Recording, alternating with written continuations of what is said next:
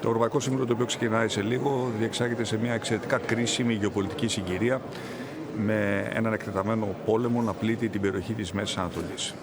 Οι πτώσεις προφανώς στην παγκόσμια οικονομία είναι εξαιρετικά σοβαρές. Επιτρέψτε μου να κάνω τρεις παρατηρήσεις.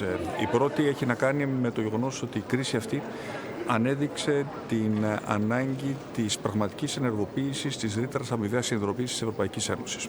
Αναφέρομαι στο άρθρο 42, παράγραφος 7. Η Ελλάδα, πρώτη ευρωπαϊκή χώρα, έσπευσε να στηρίξει την Κύπρο όταν αυτή δέχθηκε επίθεση. Ακολούθησαν πολλές άλλες ευρωπαϊκές χώρες. Θα θέσω όμως ανοιχτά το ζήτημα αυτό στο Ευρωπαϊκό Συμβούλιο και θα ζητήσω έναν σαφή οδικό χάρτη για το πώς μπορούμε αυτήν την ουσιαστικά άτυπη ενεργοποίηση του άρθρου 42.7 να τη μετατρέψουμε σε μια θεσμικά στέρεη επιλογή, την οποία θα έχουν οι ευρωπαϊκές χώρες σε περίπτωση που δεχθούν εκ νέου κάποια επίθεση. Δεύτερη παρατηρήσή μου έχει να κάνει με τις οικονομικές και ενεργειακές επιπτώσεις αυτής της μεγάλης κρίσης.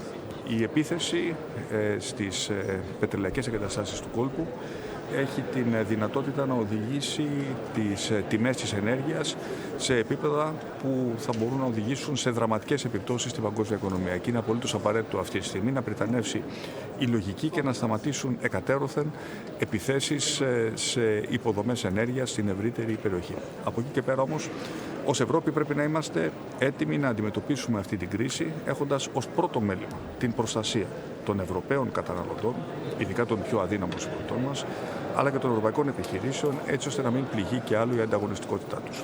Και η απάντηση σε αυτό το επίπεδο πρέπει να είναι και εθνική, αλλά και ευρωπαϊκή. Η Ελλάδα, στα πλαίσια των δημοσιονομικών της δυνατοτήτων, θα κάνει ό,τι περνάει από το χέρι της για να στηρίξει τους Έλληνες πολίτες και την ελληνική οικονομία. Χρειαστούμε όμως και ευρωπαϊκές απαντήσεις σε περίπτωση που αυτή η κρίση παραταθεί και οδηγήσει σε παρατεταμένα αυξημένες τιμές και στο φυσικό αέριο αλλά και στα καύσιμα. Και αυτό θα είναι αντικείμενο της συζήτησης την οποία θα κάνουμε σήμερα. Τρίτη παρατήρησή μου έχει να κάνει με το γεγονός ότι η κρίση αυτή δεν πρέπει σε καμία περίπτωση να οδηγήσει την Ευρώπη να αντιμετωπίσει μια νέα προσφυγική κρίση.